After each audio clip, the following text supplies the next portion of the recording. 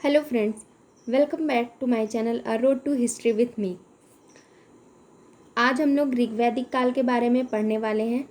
आप लोग मेरे बारे में जानते ही हैं, मैंने मास्टर्स किया है हिस्ट्री में, मेडाइवल और मॉडर्न हिस्ट्री से। मैं गोल्ड मेडलिस्ट रही हूँ और नेट भी मैंने क्वालिफाई किया है। तो अब हम लोग आगे बढ़ते हैं। हम लोग आज पढ़ेंगे ऋग्वैदिक काल में। इससे पहले के वीडियो में हम लोगों ने वैदिक काल के बारे में बेसिक जानकारी सारी कुछ प्राप्त कर ली थी। उसके बारे में हमने जान लिया था कि उत्तर वैदिक काल क्या है, वैदिक काल क्या है। आज हम लोग ऋग्वैदिक काल के बारे में पढ़ेंगे। तो ऋग्वैदिक संस्कृति जो थी वो ग्रामीण संस्कृति थी, पशुपालन पर आधारित थी और राजतंत्रीय थी। ऋग्वैदिक आर्य जो थे, स्टार्टिंग में जो आर्य आए वो कैसा जीवन व्यतीत कर रहे थे? घुमक्कड़ जीवन व्यतीत कर रहे थे। जबकि हम लोग इसके पहले देखते हैं कि हड़प्पा सभ्यता पूर्णतः नगरीय सभ्यता थी। वहाँ हमें ग्रामीण सभ्यता के कोई भी प्रमाण नहीं प्राप्त होते हैं। लेकिन ऋग्वैदिक काल जो था वो क्या था? वो ग्रामीण व्यवस्था पर आधारित था। पशुपालन इनका मुख्य व्यवसाय था। घुमक्कड़ जीवन शैली के कारण उस समय कृषि का पूर्णतः विकास नहीं हो पाया था ऋग्वैदिक काल में। जबकि यही हम धीरे धीरे देखेंगे उत्तर वैदिक काल में कृषि बहुत बड़े पैमाने पर होने लग गई थी। तो जब कृषि प्रारंभ हुई तो वो धीरे धीरे ही प्रारंभ हुई, क्योंकि शुरुआत में ये अपने जानवरों को चारा खिलाते हुए इधर उधर घूमते रहते थे, इसलिए इनका जीवन कैसा था? घुमक्कड़ था। इस काल का सबसे प्रमुख ग्रंथ जो है वह ऋग्वेद है। ऋग्वेद की अनेक बातें हमें ईरानी ग्रंथ जिंद अवेस्ता में मिलती हैं। ये पिछले वीडियो में हम लोगों ने पढ़ा था। ऋग्वेद जो है सबसे प्राचीन वेद है।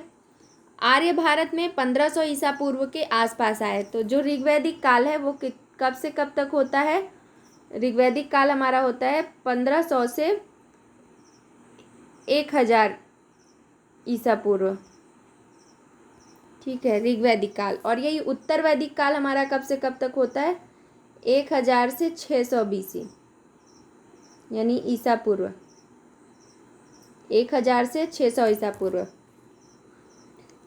ऋग्वैदिक काल 1500 से 1000 ईसा पूर्व और उत्तर वैदिक काल 1000 से 600 ईसा पूर्व। अब हम लोग आज बात करेंगे वैदिक नदियों के बारे में।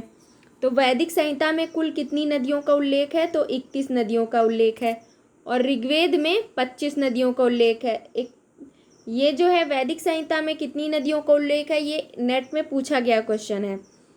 ठीक है, जबकि ऋग्वेद के 10वें मंडल के नदी सूक्त में 21 नदियों का उल्लेख मिलता है और जिसमें सबसे पहली वर्णित नदी गंगा है। और ऋग्वेद में सबसे ज़्यादा वर्णन किसका है? तो सिंधु नदी का है। क्यों? अगर हम इसका रीज़न जानना चाहें कि ये क्यों सिंधु नदी का सबसे ज़्यादा वर्णन है या इसकी सबसे ज़्यादा स्तुति क्यों की गई है, तो उस समय सिंधु नदी के किनारे ही वैदिक काल का वैदिक संस्कृति हमारी पनपी थी। और सिंधु नदी जो है वहाँ से हमें वो जब बाढ़ आती थी तो मिट्टी बहा कर लाती थी, मिट्टी उपजाऊ हो जाती थी। उसमें खेती करने पर क्या होता था? बहुत ज़्यादा हमें मतलब खेती अच्छी पैदावार होती थी। ऋग्वैदिक काल की सबसे महत्वपूर्ण नदी अगर कोई थी तो वह है सिंधु नदी। इसमें ऐसे पूछता है कि दूसरी सबसे महत्वपूर्ण नदी सरस्वती थी। जबकि सबसे महत्वपूर्ण नदी अगर पूछे या किसी ऐसी नदी का नाम पूछे जिसका सबसे ज़्यादा बार उल्लेख हुआ हो तो वो सिंधु नदी है। ऋग्वेद में सरस्वती को नदी तमा, नदियों में प्रमुख, देवी तमे और अम्बी तमे कहा गया है। यदि यह प्रश्न आए कि पूजनीय या कौन सी ऐसी नदी है जिसे पवित्र नदी माना गया है, तो वह नदी सरस्वती है। और अगर यह पूछे कि किसकी स्तुति सबसे अधिक की गई है, तो वो सिंधु नदी है। ब्राह्मण ग्रंथों में सरस्वती नदी का राजस्थान के रेगिस्तान में लुप्त हो जाने का प्रमाण मिलता है। ठीक है, ऋग्वेद में गंगा और सरयू नदी का एक बार ही उल्लेख है। यह प्रश्न भी पूछा गया है कि गंगा का ऋग्वेद में कितनी बार उल्लेख आया है, तथा यमुना का 3 बार उल्लेख मिलता है। यह भी पूछा गया है नेट में। ऋग्वेद के 10वें मंडल की नदी स्तुति में अंतिम उल्लिखित नदी कौन सी है? तो गोमती है। सरस्वती एवं उसकी सहायक दृष्टति नदी के मध्य का प्रदेश ब्रह्मवर्त कहा जाता है। यह प्रदेश अत्यंत पवित्र माना जाता है। मुख्यतः ऋग्वैदिक आर्य सिंधु एवं उनकी सहायक नदियों के क्षेत्रों में रहते थे, जिसे सप्त सैंधव प्रदेश कहा गया है। ऋग्वेद के नदी सूक्त में ब्यास नदी को परिगणित नदी कहा गया है। ब्यास के स्थान पर मरुद्वृधा नदी का उल्लेख मिलता है। वर्तमान नाम और प्राचीन नाम। सतलज, सतलज को शुतुद्री कहा गया है और चिनाब को अस्किनी, सिंध को सिंधु नदी कहा गया है। गोमल इसका वर्तमान नाम है और गोमती इसका प्राचीन नाम है। सोहन को सुषोमा कहा गया है। ब्यास को विपासा, रावी को परुष्णी या इरावती भी कहा जाता है। झेलम को वितस्ता, कुर्रम को क्रुमु और काबुल को कुभा। इसमें सतलज, चिनाब, सिंध, गोमल, सोहन, ब्यास, रावी, झेलम, कुर्रम, क्रुमु, ये सभी प्रश्न नेट में पूछे गए हैं कि इनका वर्तमान नाम क्या है और प्राचीन नाम। अक्सर ये सुमेलित करने के लिए आते हैं। इनमें कुभा, क्रुमु, गोमती एवं सुवास्तु, ये 4 नदियां जो हैं ये अफगानिस्तान में हैं। पंजाब नाम जो पड़ा है वो 5 नदियों का जो संगम है, इसीलिए वहाँ का नाम पंजाब पड़ा। कौन सी 5 नदियां हैं वहाँ? तो सतलज, रावी, चिनाब, झेलम एवं ब्यास। यहाँ पे यह 5 नदियां हैं जिनके आधार पर इसका नाम पंजाब पड़ा। हिमालय से विंध्य पर्वत तक तथा पूर्वी समुद्र से पश्चिमी समुद्र तक के संपूर्ण भाग को आर्यावर्त कहा जाता है। ऋग्वेद में हिमालय एवं उसकी चोटी मूजवंत का वर्णन है। मूजवंत सोमरस के लिए प्रसिद्ध थी।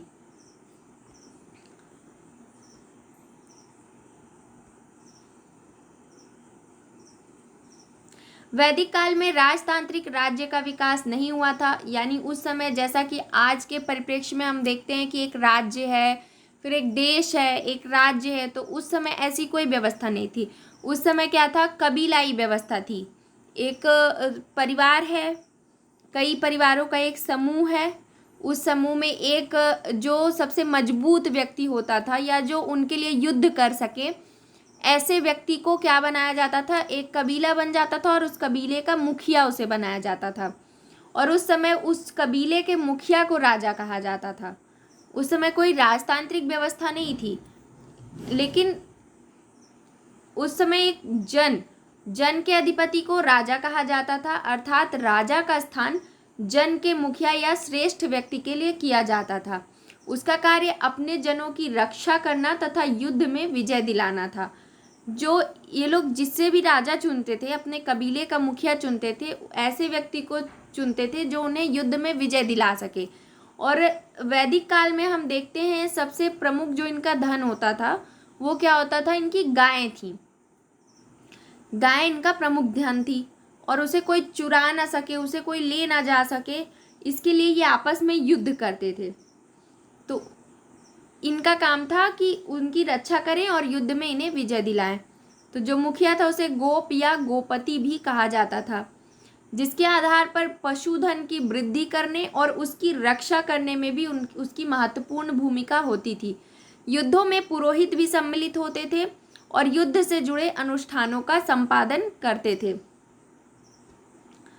राजनीतिक संगठन की सबसे छोटी इकाई तथा श्रम विभाजन की जो मूल इकाई थी वो क्या थी? सबसे छोटी इकाई कुल अथवा परिवार होती थी। इसकी जो सबसे छोटी इकाई है वो कौन सी है? कुल या परिवार। ठीक है। परिवार का स्वामी कौन होता था? परिवार का स्वामी कुलप कहलाता था। कई सारे कुल जब मिलते थे तो उन्हें मिलाकर क्या बनता था? एक गांव बनता था। और गांव का मुखिया क्या कहलाता था? ग्रामणी। कई सारे कुलों को मिलाकर ग्राम बना, फिर ग्राम का मुखिया कौन कहलाता था? ग्रामणी कहलाता था। यह प्रश्न भी आपसे पूछा गया है नेट के परीक्षा में। ग्रामणी नागरिक व सैनिक दोनों प्रकार के काम करता था।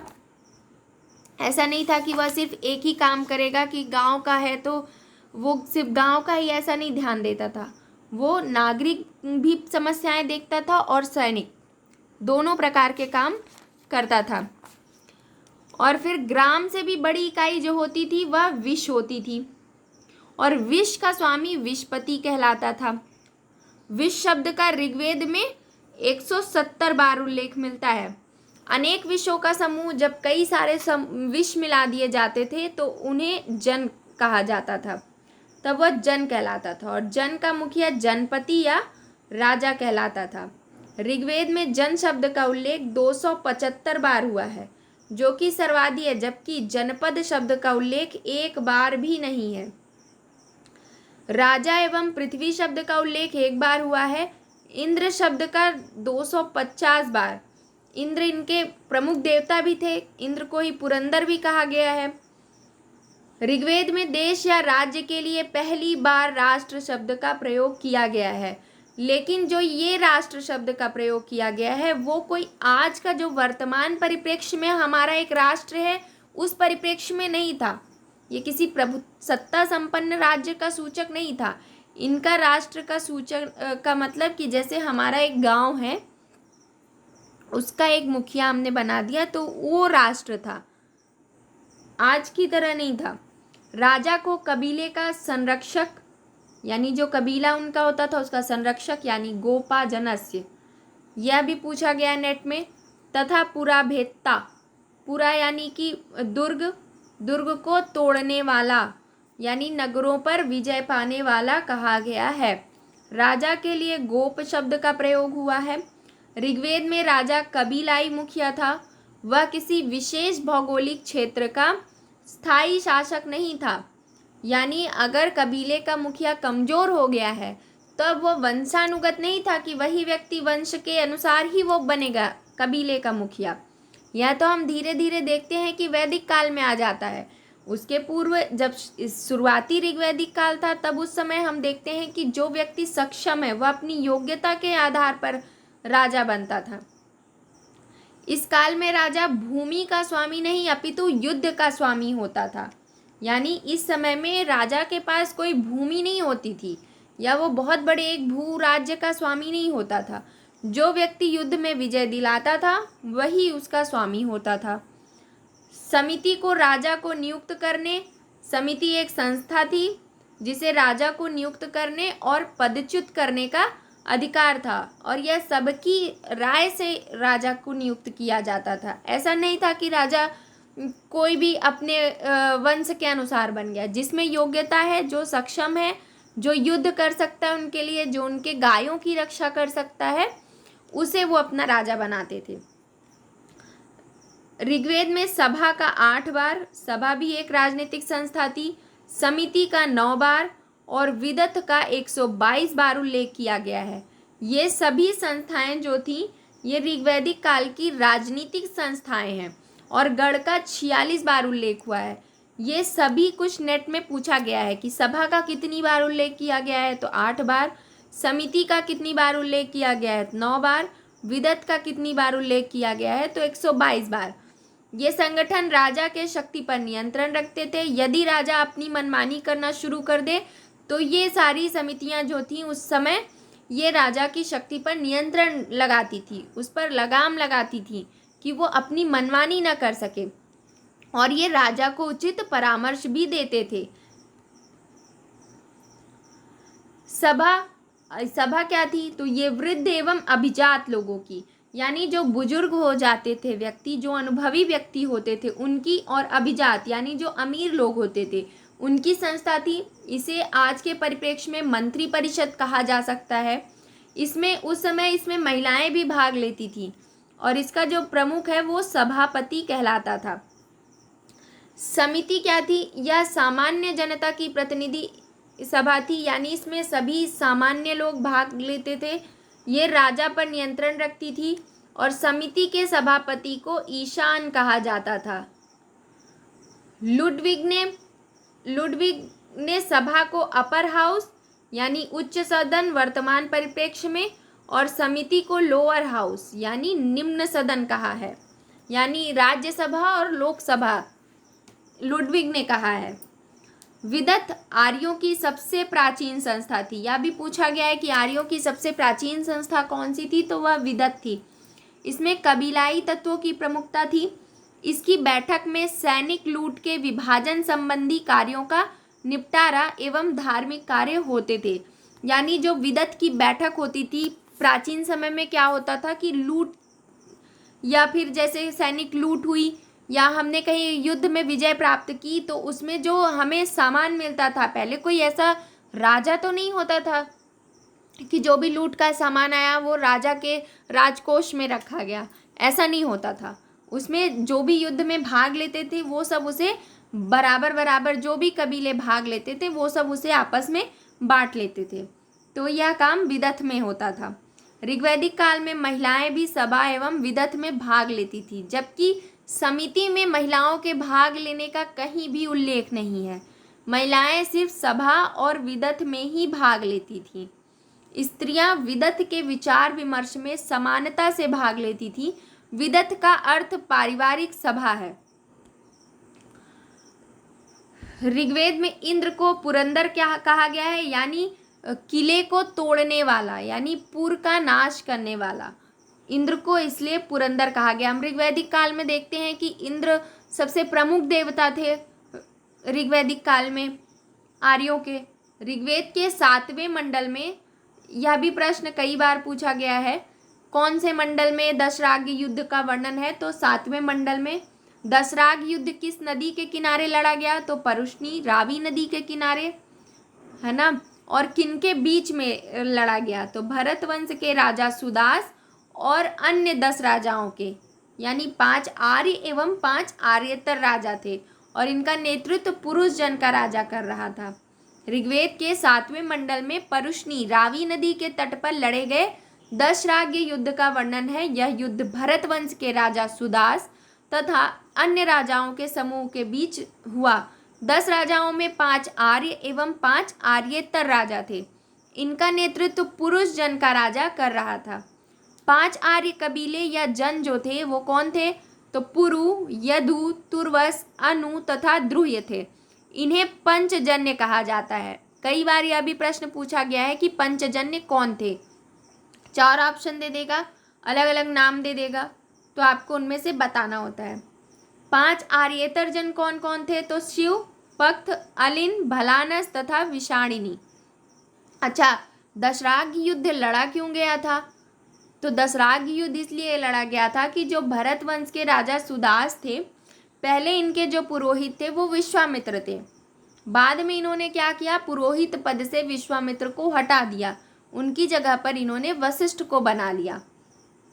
इसी बात से नाराज हो गए कौन, विश्वामित्र।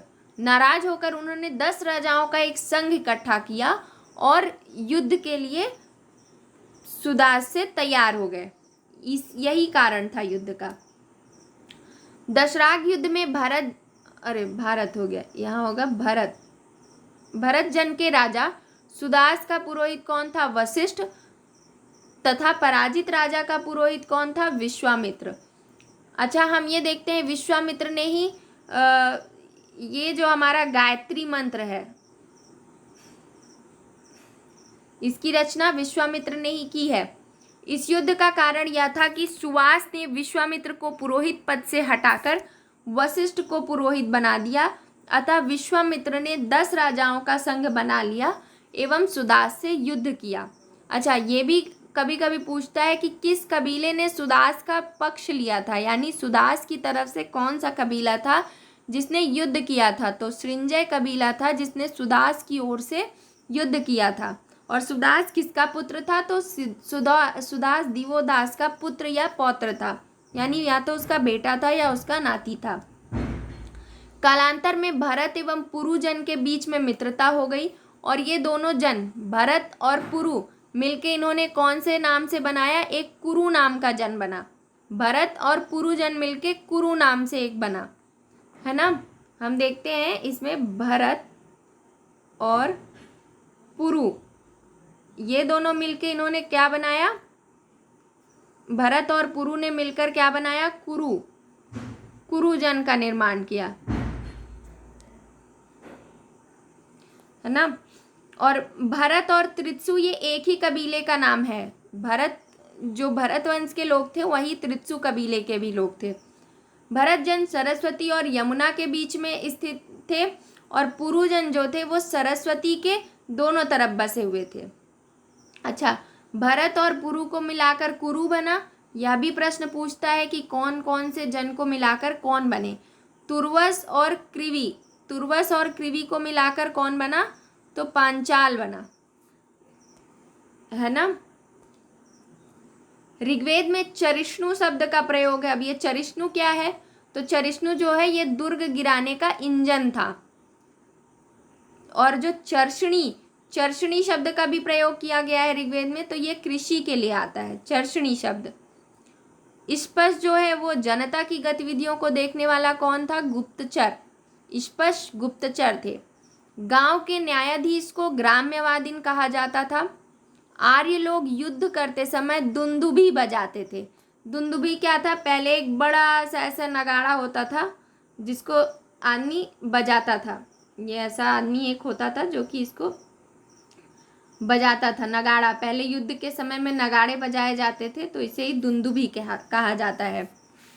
तो अब आज हमने ये टॉपिक कवर किया है। अब अगली बार हम लोग इसमें ऋग्वैदिक काल के जो भी सामाजिक जीवन है, धार्मिक जीवन कैसा था, शिक्षा व्यवस्था कैसी थी, वस्त्र आभूषण कैसे थे, हम इन सब के बारे में बात करेंगे। वैदिक धर्म कैसा था, कौन से भगवान की उस समय पूजा की जाती थी, उनका आर्थिक जीवन कैसा था, विवाह की क्या व्यवस्थाएं थी, ये सब हम लोग नेक्स्ट वीडियो में देखेंगे।